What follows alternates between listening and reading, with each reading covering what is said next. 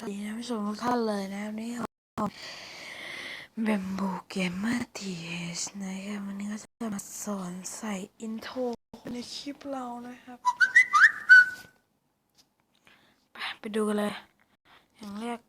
ต้องมีวิดีโอนะครับ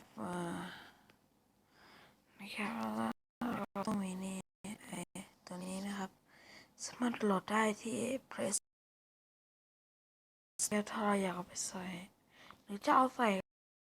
คนก็ได้มั่วสุดมันก็ได้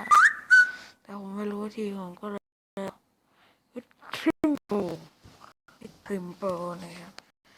เลือกนี้อินโทรนะครับแล้วนี่แล้ว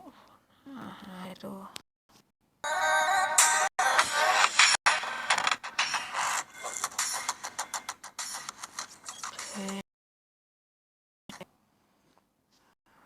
พอดูเสร็จแล้วนะครับแล้วก็กดตรงนี้นะครับเมกานะครับไม่ใช่ปุ๊บไม่ใช่แนววิดีโอใส่แล้วก็เซฟนะครับก็รอเดี๋ยวผมตัดคลิป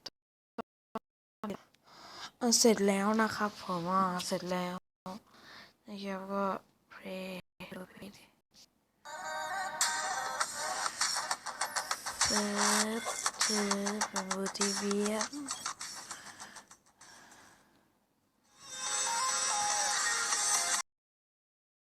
อินโทรซ้ำนะครั